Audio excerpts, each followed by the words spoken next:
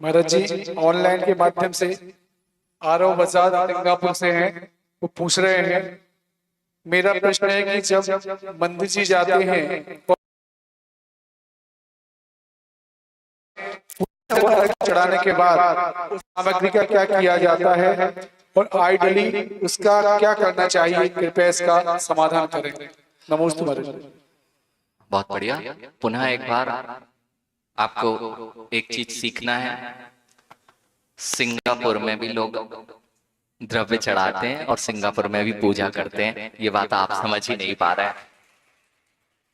हम लोग सोच रहे हैं कि बाहर कैसे मेंटेन करेंगे। सिंगापुर में बहुत अच्छा मंदिर उन्होंने एस्टेब्लिश किया है और जो भी आणव का जो प्रश्न है, ये बहुत अच्छी खबर है कि हमारे बच्चे सिंगापुर में जाके पूजा करते हैं और उनको यह भी ज्ञात है कि करना क्या है।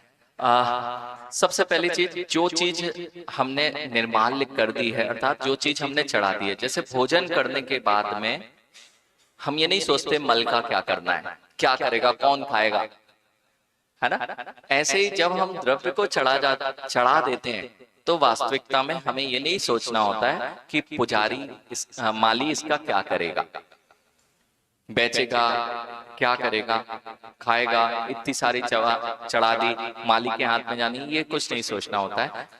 लेकिन आपका जो प्रश्न है वह मैं समझ रहा हूं कि जब आप सिंगापुर में, तो वहां माली नहीं मिला होगा आपको, तो इस द्रव्य का क्या किया जाए। तो आपको यूज नहीं करना है। हाँ, उसमें यदि आपके यहाँ माली की व्यवस्था नहीं है और उस द्रव्य को आप जो जीव हैं, पशु पक्षी आदि हैं, उसके लिए आप उनको समर्पित कर सकते हैं।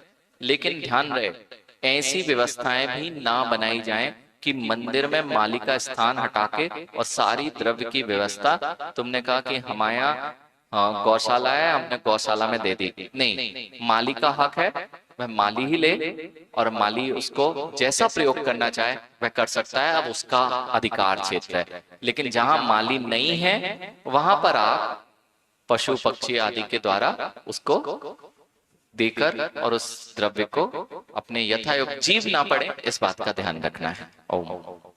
सोनल सचिन ओलिया।